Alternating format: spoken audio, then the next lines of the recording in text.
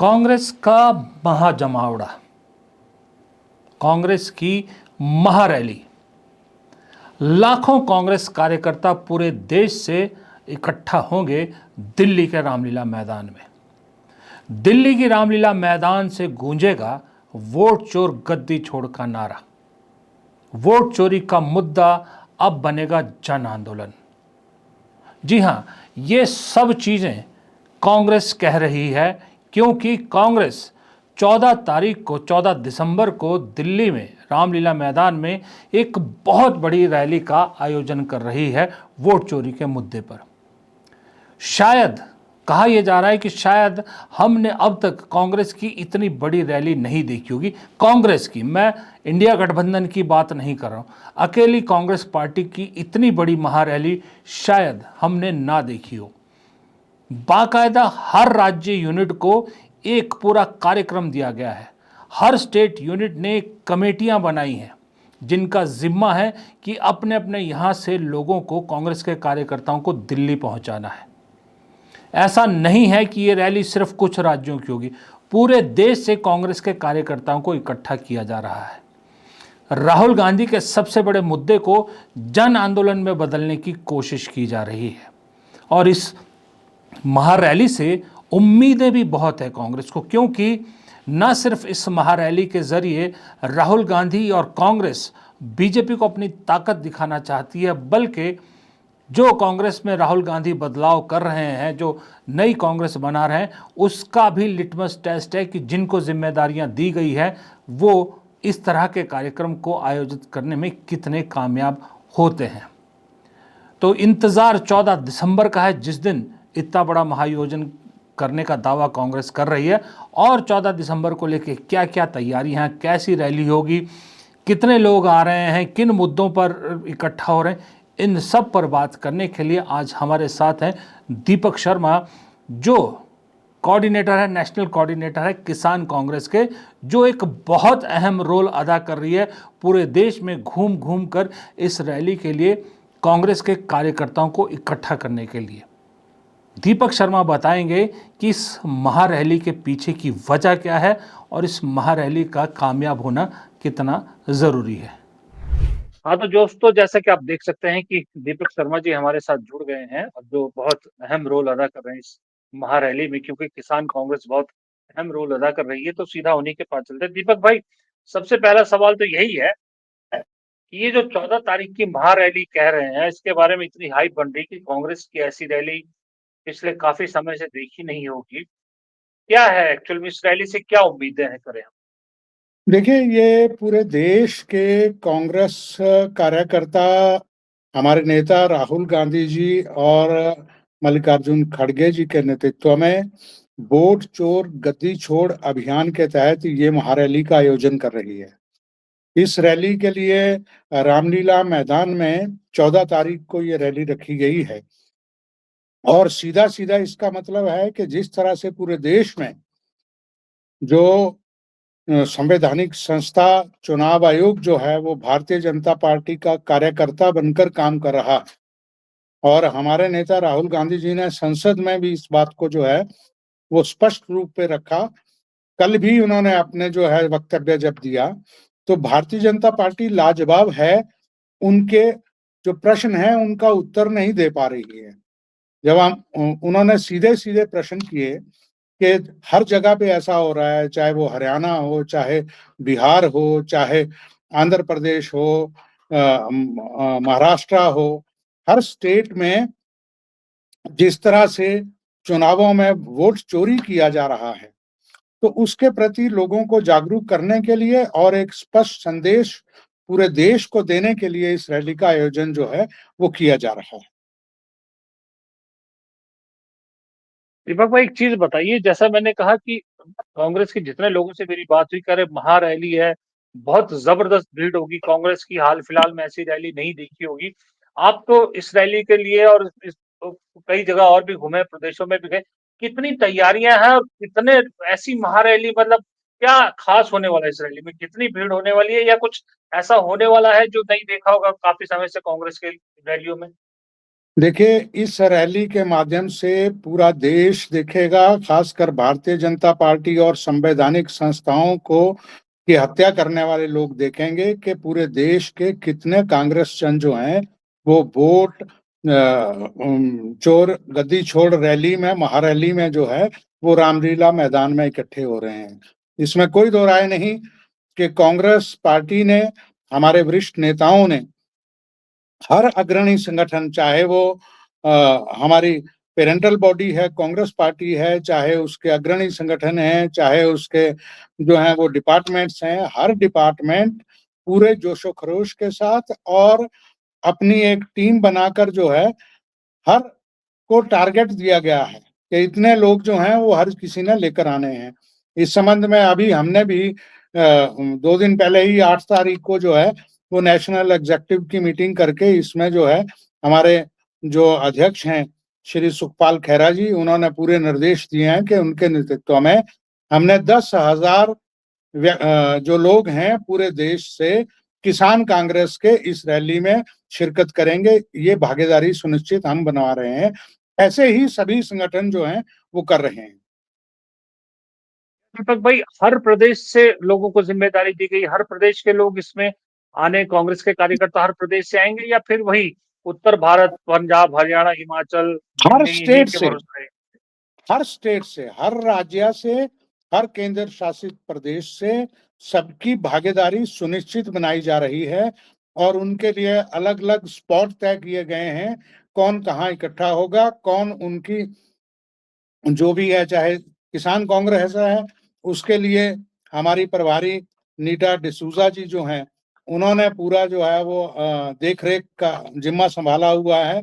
इसमें सबको जो है वो ऐसे स्पॉट दिए गए हैं जहाँ पे उनका आंकलन भी होगा, देखा भी जाएगा कि जितने लोग कहे हैं उसमें कितने लोग यहाँ पे आ रहे हैं। निस्संदेह ये बात ठीक है कि पंजाब हुआ, हरियाणा हुआ, उत्तर प्रदेश हुआ, मध्य प्रदेश हुआ, राजस्थान हुआ, दिल्ली हुआ, ये जो साथ लगते राज्य हैं, इनसे संख्या बहुत ज़्यादा होगी और बाकी जगह से जो संख्या है वो उसी अनुसार होगी। जो दूर वाले लोग हैं, उनके लिए भी सबने अपनी-अपनी, किसी ने ट्रेन्स बुक कर रखी हैं, कोई गाड़ियों से आ रहा है।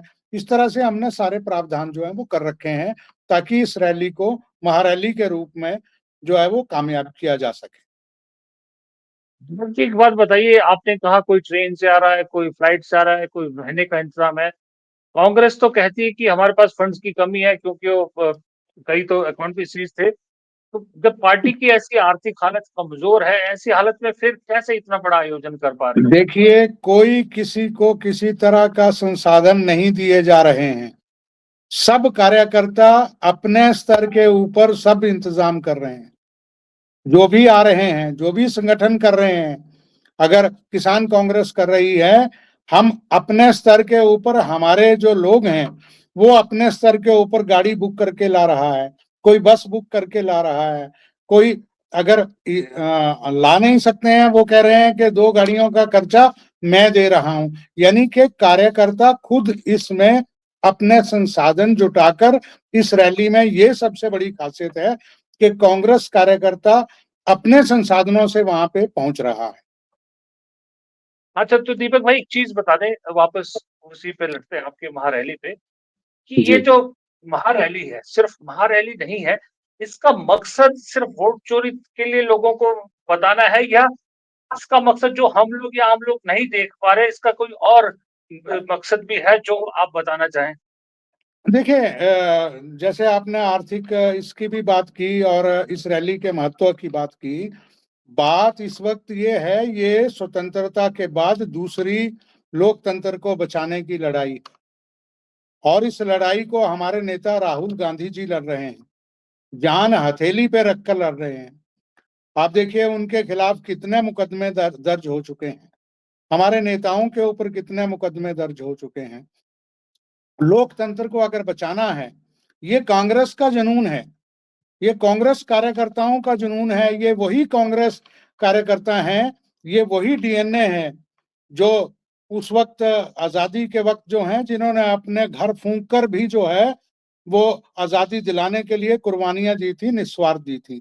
आज उसी भावना से लोकतंत्र को बचाने के लिए कांग्रेस का हर कार्यकर्ता राहुल गांधी जी के साथ खड़ा है कि एक व्यक्ति जो इस ढंग से पूरे देश को आगाह कर सकता है, तो उसके साथ खड़े होना, लोकतंत्र को बचाना कांग्रेस पार्टी के हर कार्यकर्ता का धर्म है, हर कार्यकर्ता का मूल उद्देश्य है। इसको हम पूरा करने के लिए ही ये जो आप जुनून देख रहे हैं, ये सिर्फ उसलिए है। यहाँ कोई भी भीड़ तंत्र जो है वो वाली भीड़ नहीं है कि किराए की भीड़ आई है। ये कांग्रेस के डीएनए, एक एक व्यक्ति को अगर आप मिलेंगे तो कांग्रेस का खून, आजादी के वक्त की कुर्बानियों का खून जो है इन कार्यकर्ताओं के अंदर है, जो वहां पहुंच रहा है 14 तारीख को। तो भाई, क्या इस रैली में सिर्फ और सिर्फ कांग्रेस के ही नेता होंगे, या जो इंडिया गठबंधन के सहयोगी हैं उन्हें भी इनवाइट किया जाएगा? देखिए, ये जो है वो निसंदेह इंडिया गठबंधन के लोगों को हमारे जो वरिष्ठ नेता हैं वो वहां फैसला कर रहे थे। मुझे इसकी आधिकारिक जानकारी नहीं है, लेकिन ऐसा सुनने में आया था कि उनको भी निमंत्रण दिया जा रहा है। अभी मैं इसके ऊपर आधिकारिक तौर पर नहीं कह सकता। बेसिकली अगर देखा जाए तो कांग्रेस एक शक्ति प्रदर्शन के जरिए एक मैसेज देने की कोशिश की जा रही है, लेकिन साथ में कुछ लोग ये कह रहे हैं कि जो राहुल गांधी कांग्रेस में बदलाव कर रहे हैं, नई कांग्रेस ला रहे हैं, नए लोगों को जिम्मेदारी दे रहे हैं, जिला अध्यक्षों से लेकर स्टेट प्रेसिडेंट तक, इस रैली के माध्यम से उनका दमखम भी नापने की कोशिश राहुल गांधी कहीं करेंगे, भाई किसमें कितना दम है, कौन कितने लोग ला सकता है। देखिए, ये पैमाना तो अंदर खाते रहता ही है। ये नेता और हमारे संगठन के निर्माणकर्ता जो हैं वो इस पे नजर तो रखते ही हैं, कौन सही काम कर रहा है, किसने इस वक्त जो है इन विकट परिस्थितियों में अपनी क्या भूमिका अदा की। इसी से तो लोग निखर कर आते हैं, कौन जो है वो मीडिया ठीक संभाल रहा है, कौन प्रबंधन ठीक संभाल रहा है, कौन लोगों को लाने में सक्षम ज्यादा है। ये सब चीजें तो निसंदेह हाईकमान के, कांग्रेस के नेतृत्व के बिल्कुल ऐसी तीसरी आंख इस बात पे रहती है। और जो ऐसे लोग हैं, सक्षम लोग हैं, निसंदेह उनके बारे में हमारे तो मीटिंग में भी नीता डिसूजा जी ने कहा कि जो अच्छा काम कर रहे हैं उनकी पल पल की रिपोर्ट हाईकमान के पास हमारे नेता जो हैं वो दे रहे हैं, और निस्संदेह ये सब आंकलन होगा, हो भी रहा है और देखा भी जाएगा। जब बिहार के हाल ही में नतीजे आए, उसके जी। बाद लोगों ने एक बात कही कि जो ये वोट चोरी का मुद्दा है राहुल गांधी का, ये नहीं चला, लोग इसको एक्सेप्ट नहीं कर रहे, ये चुनावी मुद्दा नहीं बन पा रहा। उसके बावजूद पार्टी, कांग्रेस पार्टी, आपकी पार्टी इस मुद्दे को लेकर इतनी बड़ी रैली कर रही है, इस मुद्दे को राष्ट्रव्यापी मुद्दा बनाना चाह रही है, क्यों? देखिए, जब हम प्रूफ दे रहे हैं, हम तथ्य प्रकट कर रहे हैं कि बिहार में भी किस तरह से वोट चोरी हुआ, कैसे वोटों को लूटा गया, ये वो लोग हैं जो या तो गोदी मीडिया है या फिर भारतीय जनता पार्टी के लोग हैं जो ये कह रहे हैं कि ये मुद्दा नहीं है। देश की जनता मान रही है, लोग मान रहे हैं कि वहां पे बिहार में आप देखिए कितने वोट काटे गए, कितने लोगों को हमने तो वो दिया, प्रूफ दिया। कल ही राहुल जी ने संसद में कहा, एक वो ब्राजीलियन लेडी, उसका जो है वो कितने बार का फोटो जो है वो वहां पे आया। एक और यहाँ की बुजुर्ग महिला जिसको 18 वर्ष का बता के 200 बार उसका पोलिंग बूथ पे, वोटर लिस्ट पे अगर नाम हो, तो इन्होंने क्या काटा है। हम तो पूछे रहे हैं कि आप ये जो कर रहे हैं, इसके किसने इजाजत दी है इनको ये सब करने की, और लॉजिक क्या है इनका। ये जो एसआईआर की बात कर रहे हैं, जो ये चुनाव आयोग कह रहा है, आखिर ये लॉजिक क्या है, ये देश को क्यों नहीं बताना चाहते हैं। ये क्यों इस अपने अधिकारों को इन्होंने कैसे जो है अपने अधिकार सीमित कर लिए, ताकि इनको कोई सुयू ना कर सके, इनके ऊपर मुकदमा दायर ना हो सके, ये वीडियोस को 10 दिनों में खत्म कर सकें। ऐसी सीमा निर्धारित करने की आखिर कारण क्या है। ये राहुल गांधी जी की बातों का जवाब, अगर ये सच्चे हैं, सब सही है, तो फिर जवाब क्यों नहीं दे रहे हैं देश को। इनको जवाब देना चाहिए। नहीं, दीपक भाई, मेरा सवाल दरअसल ये था कि बिहार में ये नहीं चला, उसके बावजूद भी आप लोगों को ये विश्वास क्यों है कि ये मुद्दा लोग अपनाएंगे, इस मुद्दे पर लोग आपके साथ खड़े होंगे, इस देश के लोग, ये विश्वास क्यों है? देखिए, अब मैं इसको दूसरे तरीके से कहना चाहूंगा। बिहार में ये चला, वोट चोरी हुआ, तभी तो सरकार नहीं बन पाई कोई दूसरी। ऐसा कभी संभव हुआ है? पूरे देश में 1985 में इंदिरा जी की निर्मम हत्या के बाद जो सरकार बनी थी, वो सबसे बड़ी थंपिंग मेजोरिटी की सरकार थी। उस वक्त भी ऐसी सरकार नहीं बनी थी जैसी अभी जो है। आपने देखा होगा कि इनके जितने, चाहे इनके गठबंधन के साथी थे, चाहे ये थे, 90%, 99.9% तक अगर ये लोग जो हैं वहां पे जीते हैं, इसका कारण क्या? ऐसा तो संभव नहीं है लोकतंत्र में। लोकतंत्र में ऐसा कतई संभव नहीं है। अगर वो स्वतंत्र रूप से चुनाव करवाए जाएं, ये तभी संभव है जब चुनावों को जो है वो चोरी किया जाए। तो ये वहां पे तो चुनाव चला, ये मुद्दा वहां चला, ये ठीक है। जो ये कह रहे हैं कि वो मुद्दा नहीं चला, देश की जनता में तो चला। लेकिन जब इन्होंने तय कर रखा है कि हर स्टेट में हमने इन इन तरीकों को अपनाकर, मैं तो कह रहा हूं 10 तरीके अपनाते हैं ये लोग। वोट चोरी में ये वोटर लिस्ट का मुद्दा अलग है, ईवीएम का मुद्दा अलग है। आखिर ईवीएम की एक्सेस क्यों नहीं है? वो क्यों नहीं दी जाती है हम लोगों को? उसके कौन है जो उसके तैयार करने वाले लोग हैं? ये जानकारी क्यों नहीं दी जाती है? इसको क्यों सीक्रेट रखा जाता है? तो ये वोटर लिस्ट भी चोरी होता है, ये ईवीएम से भी चोरी होती है, ये बूथ कैप्चरिंग से भी काम होता है, ये धनबल के ऊपर भी काम होता है, ये कांग्रेस के जो नेता हैं उनको चुराने का काम भी होता है। जो जिन लोगों ने कुकर्म किए हैं, चाहे वो किसी भी पार्टी के हैं, उनको अपनी तरफ ईडी और सीबीआई के माध्यम से खींचकर भी काम होता है, कुछ लालची लोगों को खरीद कर भी काम होता है। ये 10 तरीके अपनाए हैं, ये 10 नंबरी लोग हैं। इन्होंने ये 10 तरीके अपनाकर लोकतंत्र की हत्या करने का इनका उद्देश्य एक ही है कि आने वाले टाइम में जब तक ये रहें, हम देश में लोकतंत्र को खत्म कर कर एकाधिकार बना दें। आप देखिए, उसका नतीजा हम भुगत रहे हैं। अभी एयरलाइंस का क्या हालत हुई है, ये अडानी अंबानी को देने का तरीका है।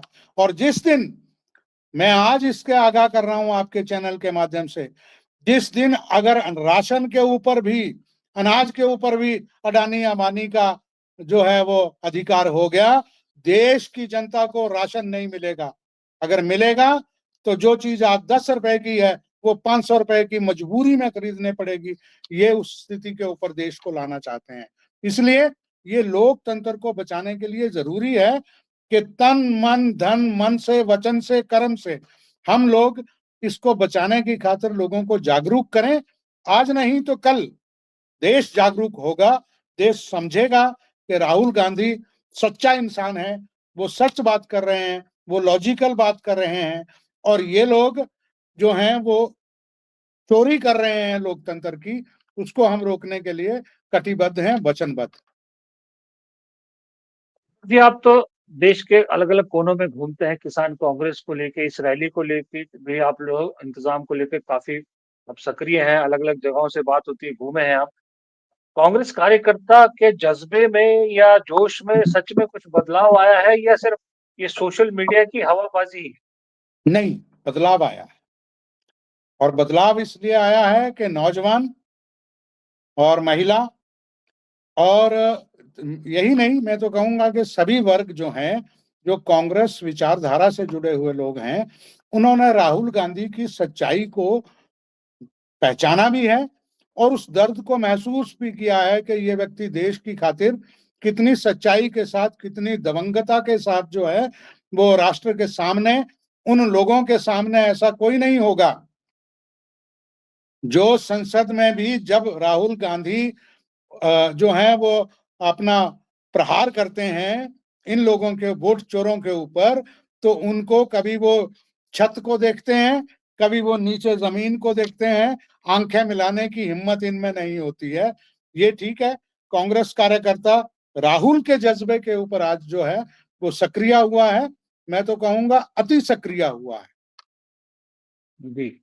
तो दीपक भाई, एक चीज फिर सवाल ये उठता है कि जैसे बीजेपी ने भी सवाल उठाया है कि आप 14 तारीख को इतनी बड़ी महारैली कर रहे हैं, इतना बड़ा इश्यू उठा रहे हैं, देश के कोने-कोने तक पहुंचाना चाहते हैं। फिर 15 तारीख को राहुल इस देश से बाहर जा रहे हैं, 5-6 दिनों के लिए, 20 तारीख। फिर कहीं ऐसा तो नहीं होगा जो बिहार में हुआ कि यात्रा से जो मोमेंटम बना उसके बाद राहुल गांधी गायब हो गए और वो मोमेंटम टूट गया और उसका नतीजा आपके सामने। नहीं देखिए इसका राहुल मोमेंटम इस जी, रैली। नहीं देखिए राहुल जी के पहले के प्री शेड्यूल्स कार्यक्रम हैं। वो कोई ये तो नहीं है कि वो रैली के बाद अचानक चले गए। इससे पहले भी उनके कार्यक्रम फिक्स हैं। ओवरसीज कांग्रेस और बाकी जगह पे पूरे कांग्रेस के कार्यक्रम फिक्स हैं और राहुल जी के जाने से कांग्रेस कोई पैक नहीं हो जाती है। राहुल जी अगर उधर गए हैं तो वापिस जब आते हैं तो आकर वो पूरा आंकलन करवा रहे हैं, हर राज्य का आंकलन कर रहे हैं कि किस राज्य ने क्या किया, वहां के प्रभारी को देखना है, वहां पे संगठनों के जो अग्रणी संगठन है उनके प्रभारियों को देखना है। राहुल गांधी जी ने तो इन सबको मॉनिटर करने के लिए अपने केंद्रीय नेतृत्व के साथ बात करनी है, लेकिन राज्यों में हमारे प्रभारी इस काम को पूरी सक्षमता के साथ कर रहे हैं। दीपक जी, अब जिस दिन रैली होगी उसके बाद फिर एक बार आपसे मुलाकात करेंगे, फिर उस रैली का आउटकम और आपके दावे जो आज आप कह रहे हैं, जो बातें कह रहे हैं, उस पे कितने खरे उतरते हैं उस पे बात करेंगे। फिलहाल आज आपने हमारे लिए समय निकाला, इस रैली को लेकर जो कुछ सवाल थे उनका जवाब दिया। आपका बहुत बहुत शुक्रिया। धन्यवाद चौहान जी।